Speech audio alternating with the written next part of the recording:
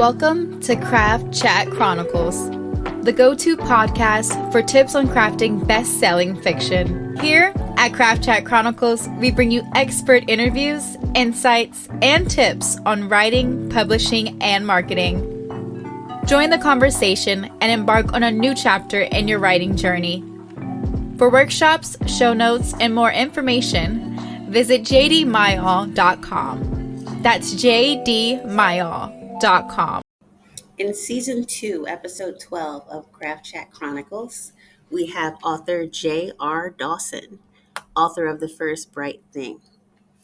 As co-chair of Drexel University's MFA Alumni Association, I love to bring in professors and authors associated with the program from time to time.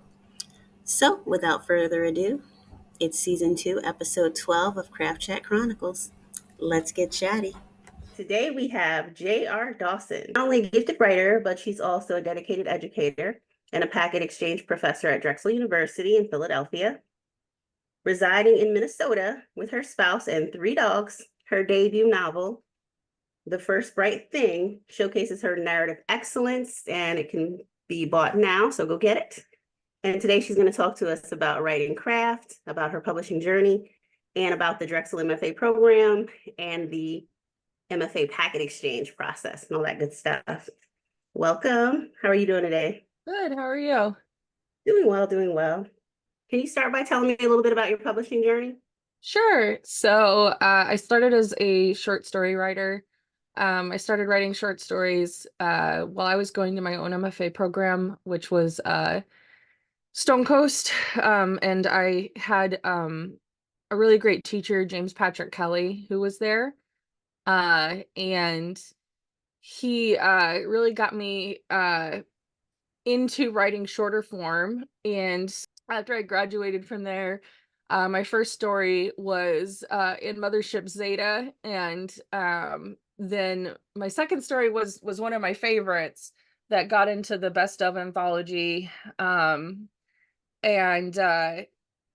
then I finally got an agent around 2020, and we took out this weird little circus book.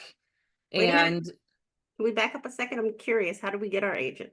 yeah, so the agent process is really hard. And I've heard that sometimes people think like, oh, well, I'll just send out some queries and somebody will get back to me. And if they don't, then I'm a failure. And I'm like, well, I started querying agents seriously in 2016. Mm-hmm. And I didn't land an agent for my solo work until January of 2020. And it kind of happened because of like a Hail Mary, and everything sort of clicked into place. My friend and I were co-writing a book that ended up not ever getting published, but it did get us an agent with somebody that she was friends with. Mm-hmm. And so it was kind of this like backdoor thing, like a networking thing. Mm-hmm. And it wasn't a query letter thing, which I was like, well, this isn't going to make a very good backstory. But and then when I went to find my second agent, it's a lot easier to find another agent and like move to another agent once you have a book out. So that was a lot of just saying, hey, I'm looking for representation. Are you interested? And it was a lot faster. It took about, I think, a week to find the second agent. So yeah, so it was funky. And so yeah, with in 2020, right when the pandemic was starting, we sent out this little circus book to Tor and some other publishers, and Tor, Lindsay Hall picked it up and was like, let's do this in a preempt. And a preempt means that they say, hey, we'll give you this certain amount of money if you give us exclusivity, and just pull it from submission everywhere else. And we won't go to auction. So they bought a 2-book deal, and I've been working with Lindsay ever since. First Bright Thing came out last summer, and the next book will be coming out next year. What's the next one about? So the next one takes place in 2005 Chicago, and it is a very it's based on I say that it's Orpheus in Chicago, Mm-hmm. where Lake Michigan is the river Styx, and there's a psychopomp who falls in love with a musician who's looking for somebody who's died and has crossed over. So it's about grief, and it's about what is life, what is death, and it's, I think, more importantly about what is dogs, because there's a lot of, like, the Grim Reapers are dogs, and they're my Oh, I favorite. love that. That's so cool. Okay. What do you think you did right that helped you get started in publishing? I think that the big thing that I did right is I didn't give up.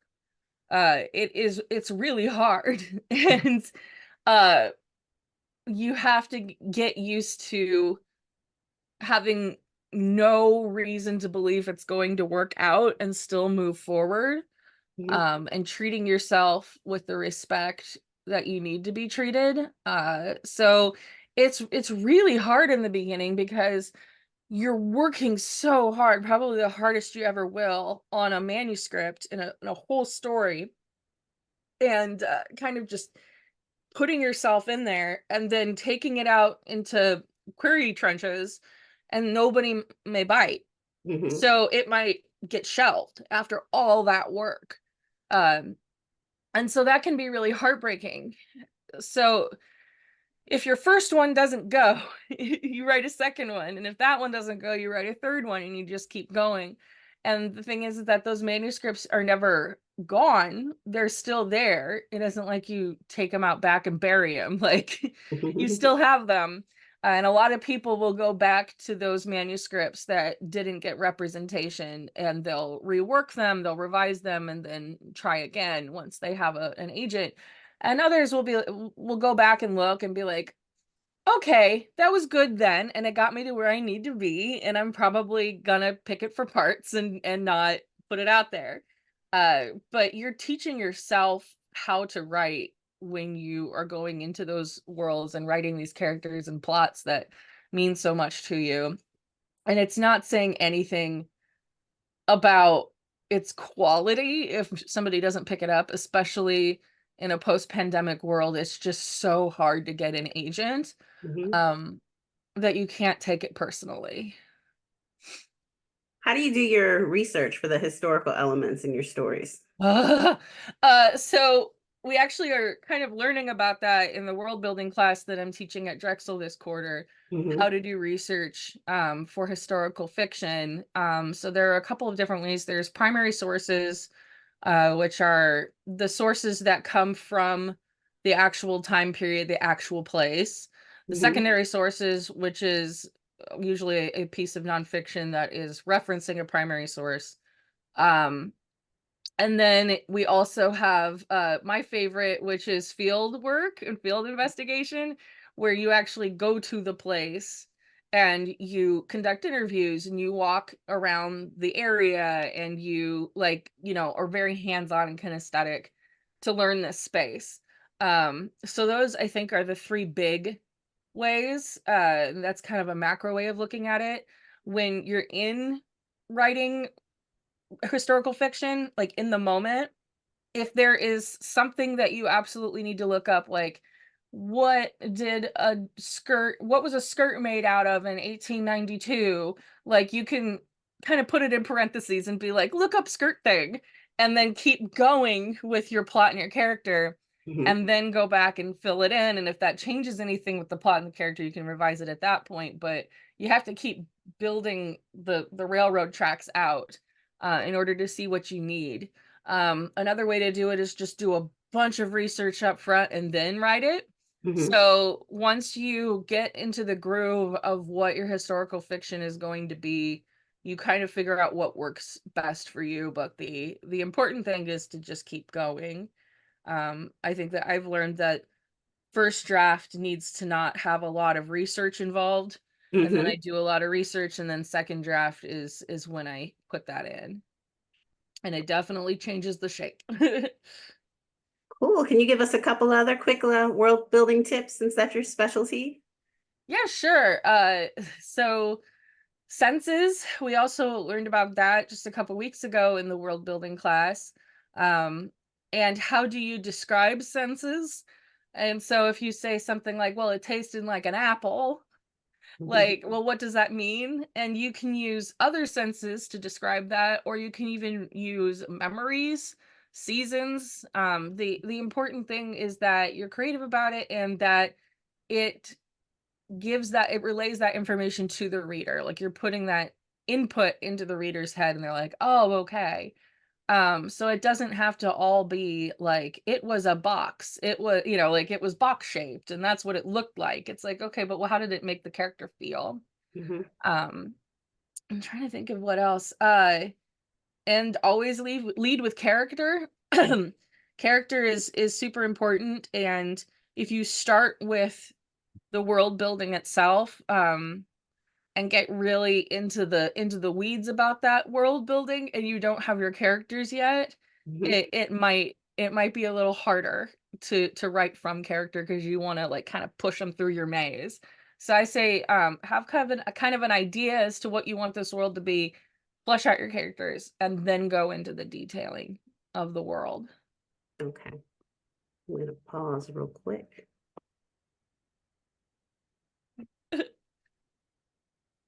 Okay, so can you give us an example? Because, like I said, some people watching this will be in our Drexel family, but some might be people who've never walked in a creative writing class.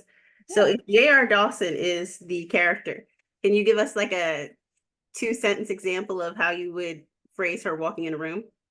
Like as yourself, like how would you do like setting or, Well, I'm not an improv actor, I'm more Okay, of a I'm writer. I'm So, sorry.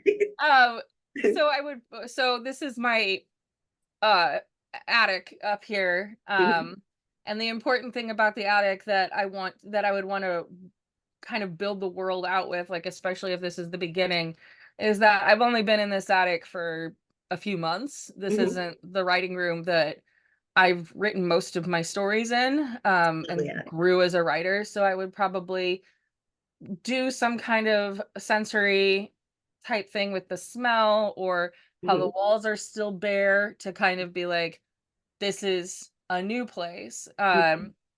And also thinking about which words I choose to describe that, because it isn't necessarily like, oh my gosh, we moved up in the world, like Mhm. this is so exciting, it's a new space, but it's like, oh my gosh, we had to move. Like Mhm. protection laws are a thing in the United States that we needed, and we weren't safe in the home that we were in. Mhm. So like kind of making it more like bittersweet, like, well, this is a nice room, it's not home yet, Mhm. and it isn't one that we chose. So how I would go about doing that, what exact words I would use, I would probably sit down and like think about it, maybe put on some music. But what you uh, said was brilliant already because you oh, okay.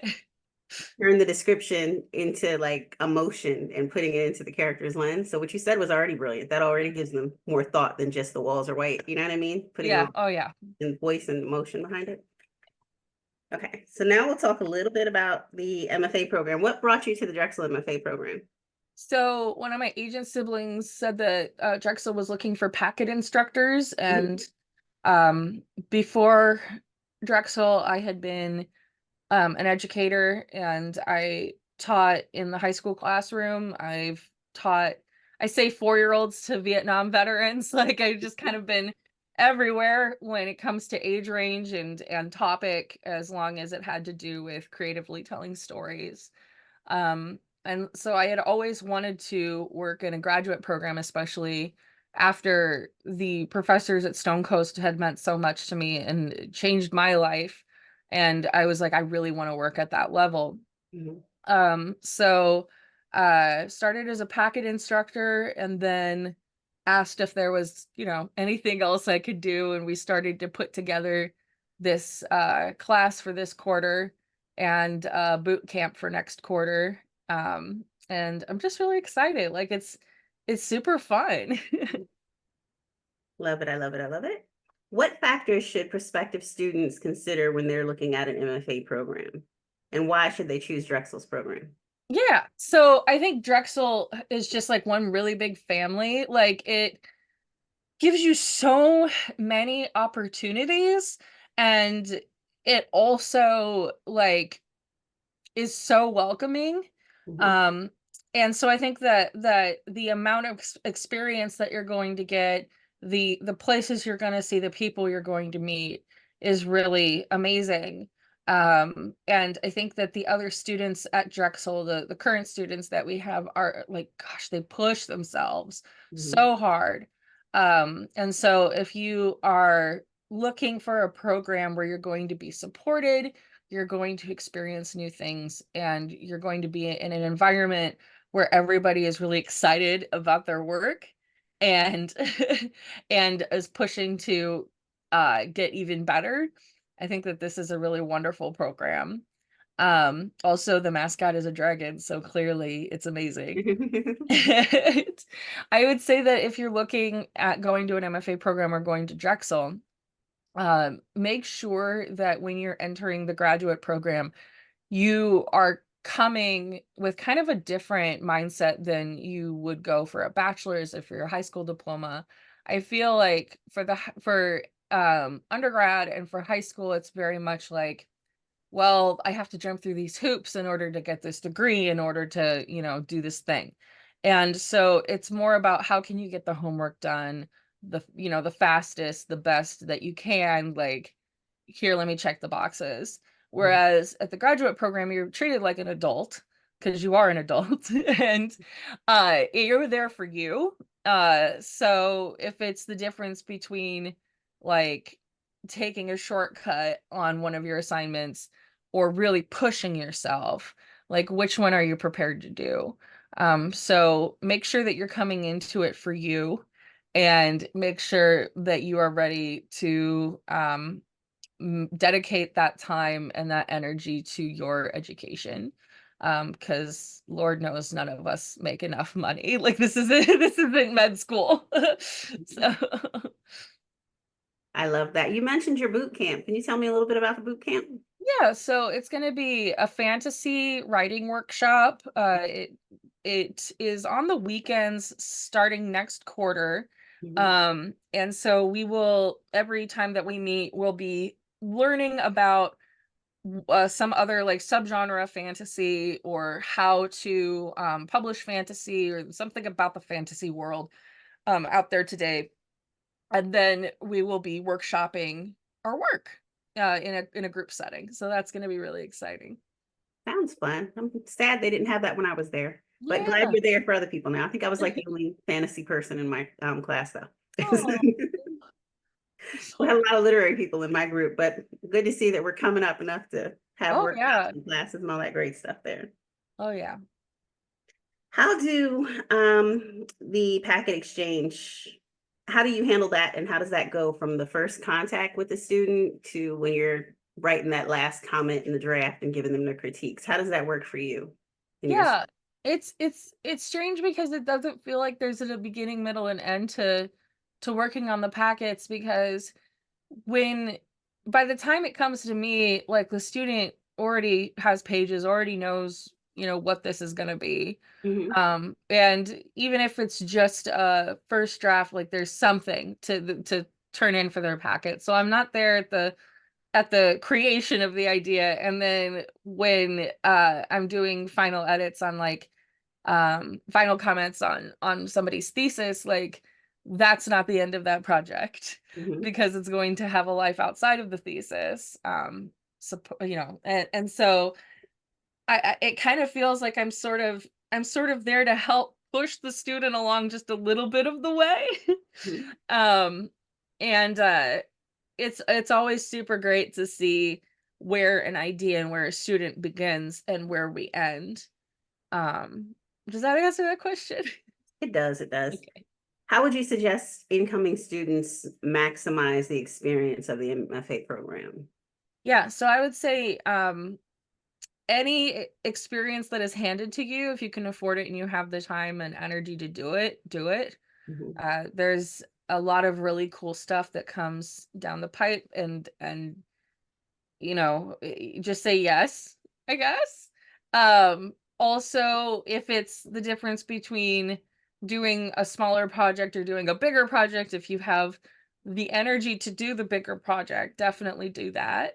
Mm-hmm. Uh, and another thing that you learn in graduate program, especially in a low residency, is the balance between all of the stuff that is happening in your life and all of the stuff that is happening in your fictional life. And so also keep track, or pay attention to how are you conserving your energy for the program, and how are you also conserving your energy and honoring you as a person and the people you love in a day job. Because a lot of us who are out of MFA programs, who never went and just like went into professional work, like us professionals don't do, like, I would say 90% of all working authors have a day job. Mm-hmm. um and a lot of us have kids, a lot of us have some sort of family. We still need to figure out holidays, and we still need to change our oil, like life is going to continue. Mm-hmm. So how do you as an adult balance both of those things so they get done and you feel not completely worn out? Love that. Love that. Love that. Love that. What would you suggest students do to help them prepare for the package exchange before they get in your classroom? I would say prepare for comments and criticism. Mm-hmm. Know that your packet exchange instructor is there to help you Mm-hmm. and really believes in you. Like, that's why they're a teacher in the first place, and that's why they're working with you.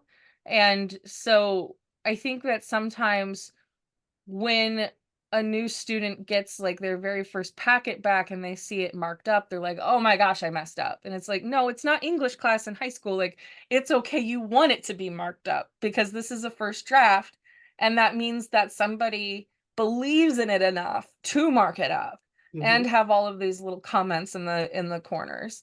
So I think that also a lot of working writers, like people who are getting published, have a hard time with edit letters and all of the comments that come back on a Word doc. And you just kind of have to change your mindset about it, that it's less, "Oh no, it's a red pen," and more, "Ooh, somebody's helping me sculpt this. This is exciting. This is a discussion about my work." Mm-hmm. So I think that preparing yourself for that criticism and understanding that the criticism is done out of love and it's more of a commentary or a discussion than it is like a criticism. Mm-hmm. I also think that getting a planner and putting in like learning how to use a planner and keep those deadlines is also going to help you with your packets, and also in real life when you're working on on something with an editor or co-author or an agent. What advice do you have for students on their relationship with the professor they're doing the thesis packet exchanges with, as far as making sure everything goes great, you guys are getting along swimmingly? Like, what are the best practices? So I would say trust your professor that they want what's best for you. Mm-hmm. Uh, and also I would say be honest with your professor about what is going on. Like, you don't have to get into into the detail, but like if you have a family emergency that happens, Mm-hmm. like, don't feel bad to tell your professor, "Hey, I need an extension. Hey, this thing happened, it wiped me out. That's why maybe this packet XYZ." Mm-hmm. Just be honest and open in communication. Okay, now we'll move on to, oh, before we do that. So how do you think getting your MFA helped you in your writing Yeah. profession? Like, because there are writers who've done it without an MFA, but do you think that the MFA was for you personally worth it? And how Yes. did it enrich you as a writer? Yeah, absolutely. So, I made a very conscious decision to go and do an MFA. A lot of my some of my colleagues did go and do an MFA, or they did other programs like Odyssey or Clarion. Um, And then there are some that did not, and they just self-learned and self-taught and went along their way. And I think that it has to do with our learning styles and who we are as people. I personally really needed to know what I was doing. Like I wasn't going to be able to figure this out on my own. Mm-hmm. And I knew that, like, I wanted to be in a setting where people were dedicating their time and they were invested in teaching me, like, not only, how do I put a sentence together, but what is it like to be a published writer? Like, Mm-hmm. how do I do that? It also teaches you networking. One of the biggest things about being in an MFA program for me is when I stepped out into the quote real world in 2016, I was never without a friend. I wasn't alone. And a lot of people are very alone in this situation. They have to find community. But my cohort were some of my closest friends. Mm-hmm. And the cohorts above and below me were also very, very, very close friends. And every time that I would go to a writing conference, some of us would be there. And like there's pictures of us like in 2018, like with just a bunch of us at, ICFA in Orlando, like taking a picture together. And there are also people who graduated way before me who were already in the field, who I could say, hey, oh my gosh, we went to this same MFA program. Oh my gosh, well, this professor did. So it gives you a sense of community and family before you even step out into the world. And that family is, I'm so grateful for my friends. Like they completely changed my life. Mm-hmm. And they're very much like family now. So I would say that was a really big one. It also gives you mentorship. Like, oh my gosh, it gives you mentorship. Like there are some amazing professors who, even after I graduated, I would call or I would, email and be like, hey, this is what's going on. And they'd be like, oh my gosh, yeah, that's how you deal with this. And so it was really wonderful to have people who were way ahead on the track. Like how do so I would say that the people were really big. It also gave me permission to give dedication to the craft instead of just being like, oh well, you know this is a selfish act that I'm doing, like I need to be grading more papers, or I need to be staying at the high school longer, or I need to be, doing all of these things that my family needs.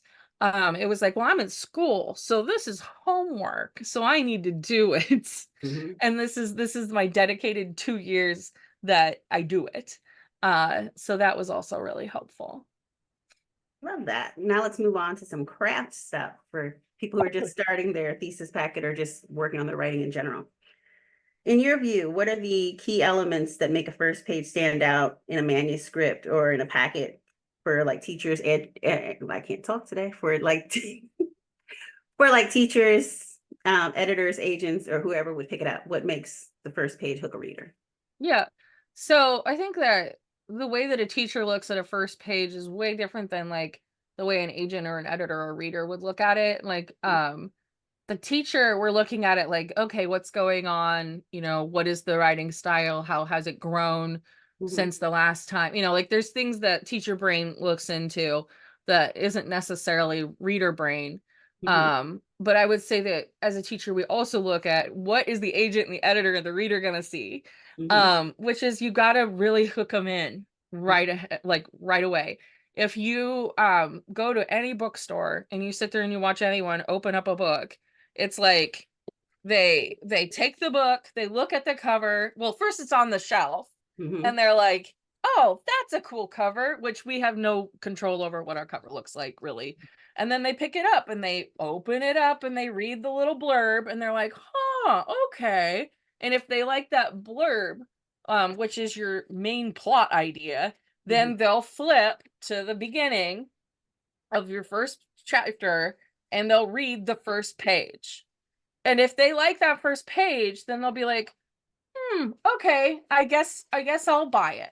But if they read that first page, they're like, oh my gosh, okay, anyway, and they move on because like we're, the country's economy is not super great right now. We don't have a ton of like money to put towards books.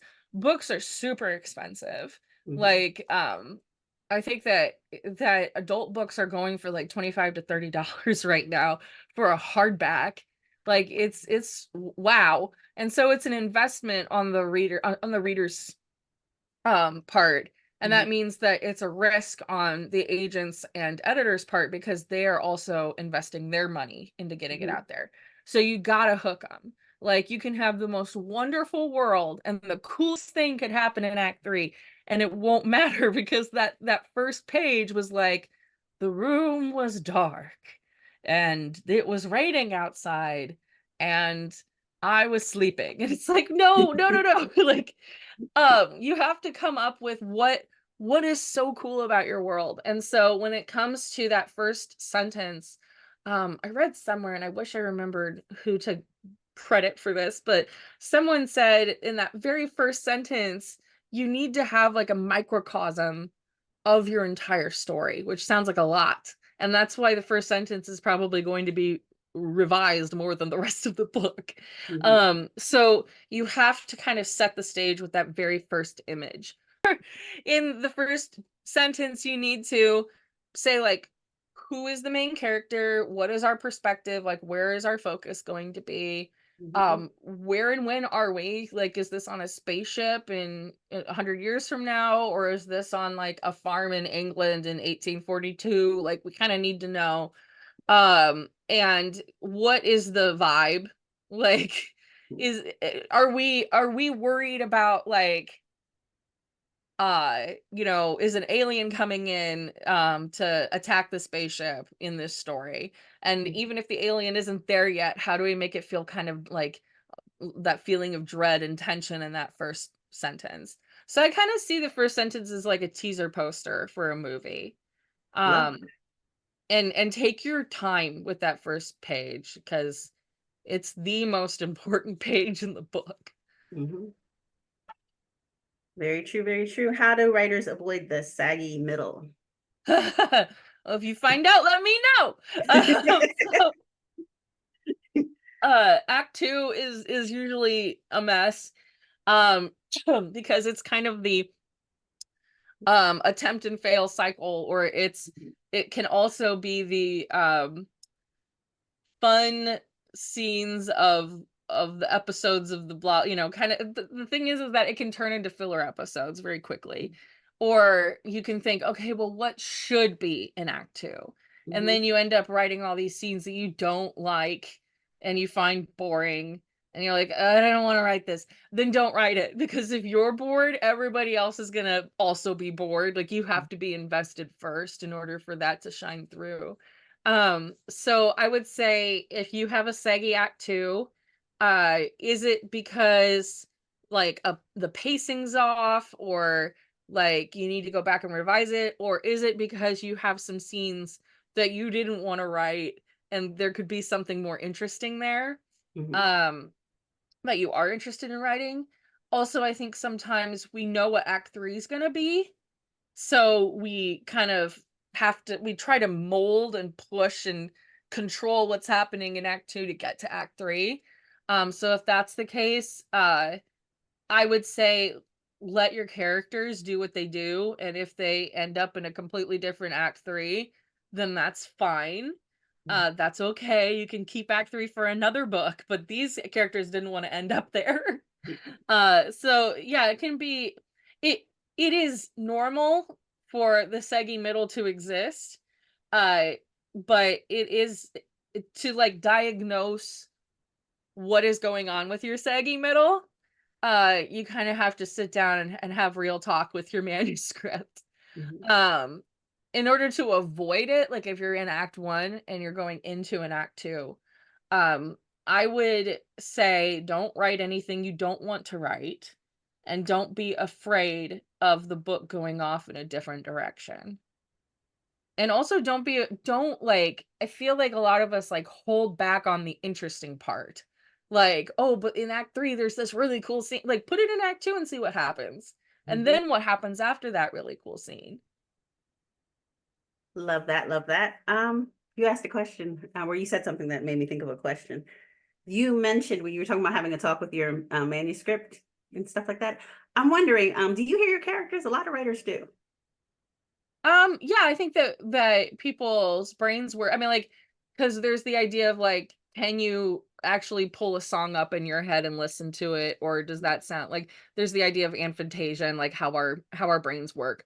But yeah, like I think that it's weird for me because I know that they're not real.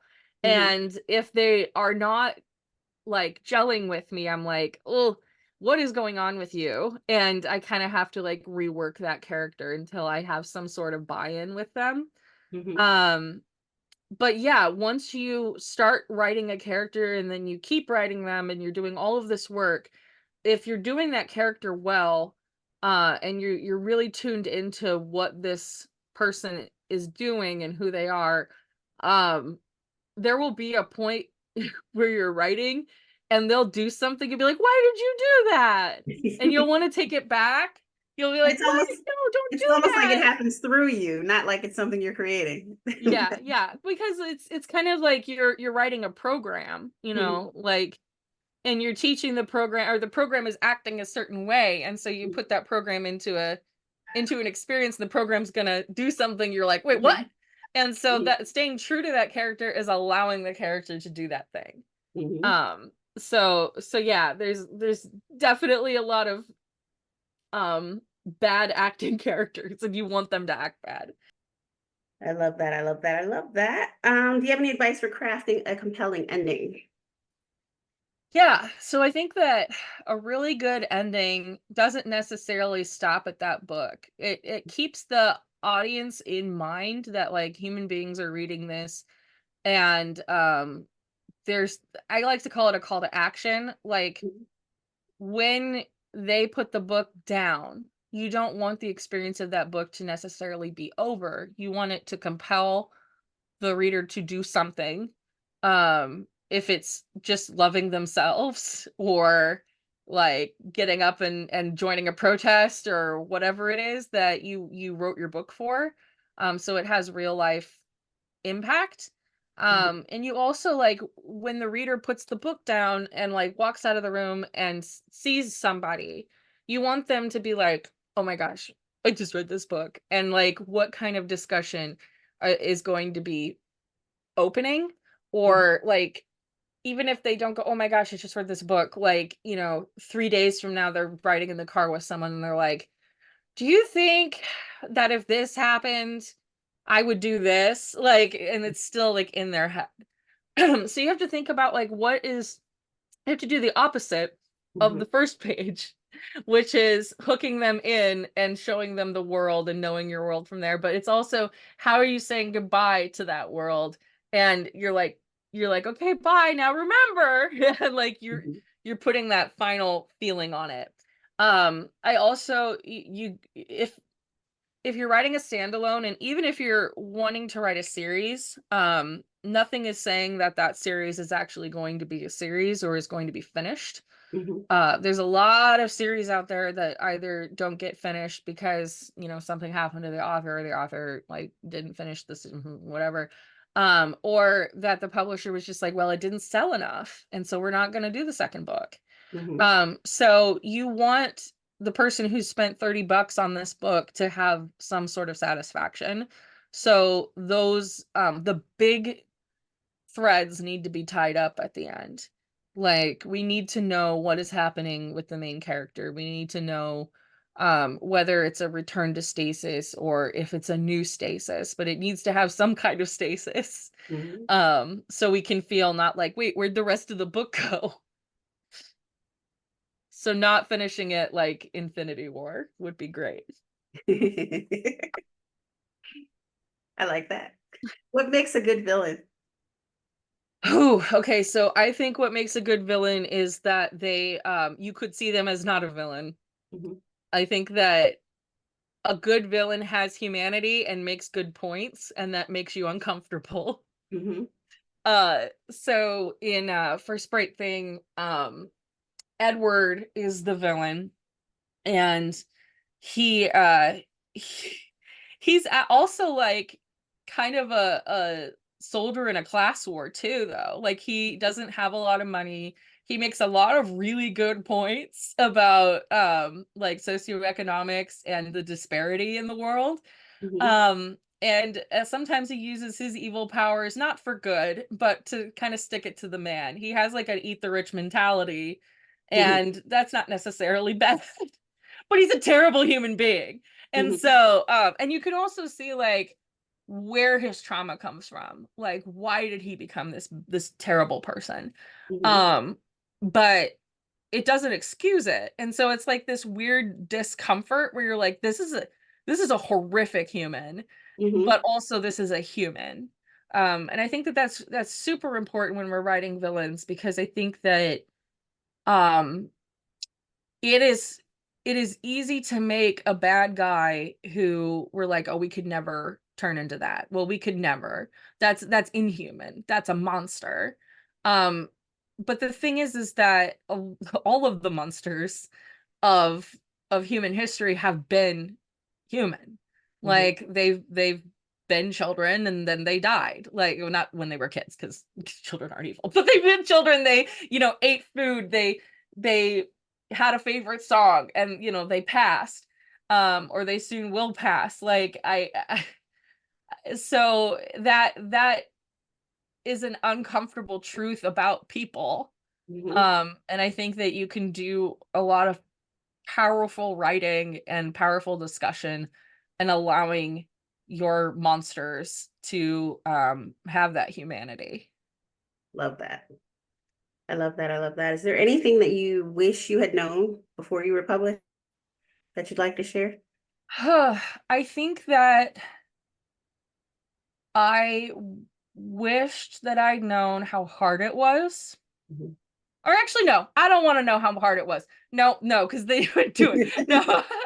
But I wish that I had invested more time in hobbies Mhm. and in things that bring me joy that wasn't writing, because that's something that I've really had to do in the last like 8 months is, last year is, what about life doesn't have anything to do with that book? Mhm. Like, because there's going to be so many reviews coming in. There's going to be so many like, what about this award? What about these numbers? What about this person? What about these translations? Like, all of this stuff comes in and it's all external and you have no control over it. Mhm. But if you are a recovering gifted child, you very Mhm. much want to excel but have no control over, like, once you write it, it's out there in the world. You're like, well, what else could I be doing? And it's like, not much. Mhm. um so in order to have a well-rounded life, knowing who you are and your worth, and having a hobby that has absolutely nothing to do with publishing, is Mhm. going to give you an escape. So you're not just sitting there refreshing your Goodreads page. um so definitely have an escape. Best writing and publishing advice you've ever heard. Okay, so when I was in undergrad, Steve Almond came to talk, and he said that if you keep going, Mhm. then you will get published. Oh, I love that. Yeah, and I was like, oh, okay. So if as long as you keep going, eventually Mhm. something will stick. So, you just did your debut year. How did that go? Mhm. So there's usually a Slack that goes up, and that's where you're gonna make a ton of friends, and that's kind of be your like debut cohort. Cool. Um, so there has been some haha snafus with the Mhm. 2024 group. Mhm. That's where all of that fun Kate Corain stuff came from. Mhm. But the 2023 group, like, we're great. Like, we didn't have any of those problems. So if like I hope that 2025 is a safe place to go, Mhm. and is as supportive and amazing as 23 was, and that the bad stuff of 24 is done. But I would definitely hunt down that Slack group and become really involved with your cohort. Okay. And it'll give you support, and it'll also open you up to a lot of really good like networking opportunities and amazing books that are coming out that year, and you can hype each other up. Also, like, for real though, go get a hobby that has nothing to do with that book.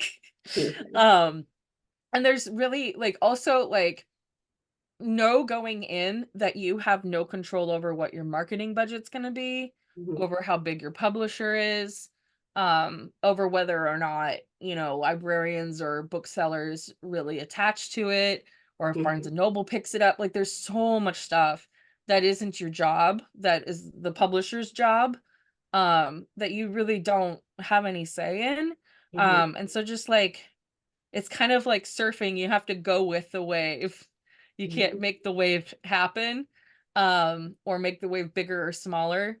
Uh, so I also would say, like, make sure that the social media that you want to use for your outward facing life is, public and ready to go, and you've got your handles. And the social media and internet use that you want for your private life Mhm. is locked down. Um, Mhm. Okay. because I've there's been just using the same for everything. yeah, exactly. It's just like getting a job that's in the public eye. Mhm. But it's less about like hiding who you are or hiding something, and more about like, if you're having a bad day and you want to post those emo My Chemical Romance lyrics, like, where are you gonna go put them? That's true. That's true. Okay. Any closing words for the rest of the world? uh, Keep going, Mhm. and also invest in yourself. Mhm. And I think it was Brandon Sanderson who said, write your current book like the next one is going to be a bestseller. Like, just give yourself respect, Mhm. and believe in yourself.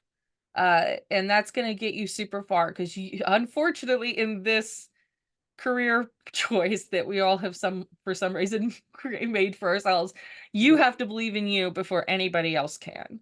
Mhm. You have to do all of this upfront work with no proof that it's gonna pay off. Love that. Love that. I appreciate you. Thank you so much for your time. Where can anybody connect with you on social media and stuff? Yeah, so I'm on Instagram at JR Dawson Writer.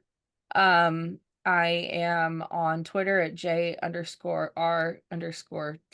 I'm on Blue Sky at JR Dawson Writer. And my website is jrdawsonwriter.com. So you can go there too. And if you guys want any more wisdom from JR Dawson, you can find her at Drexel University. Take her classes. It's true. Thank you so much. You have been a joy. It's been so much fun. I appreciate your time. Awesome. Thank you. Thank you. See you soon. Hopefully you'll be at alumni events. Yeah. That wraps up today's Craft Chat Chronicles with J.D.Myall. Thanks for joining us. If you liked the episode, please comment, subscribe, and share. For show notes, writing workshops, and tips, head to JD.Myall.com. That's JD.Myall.com. While you're there, join JD's mailing list for updates, giveaways,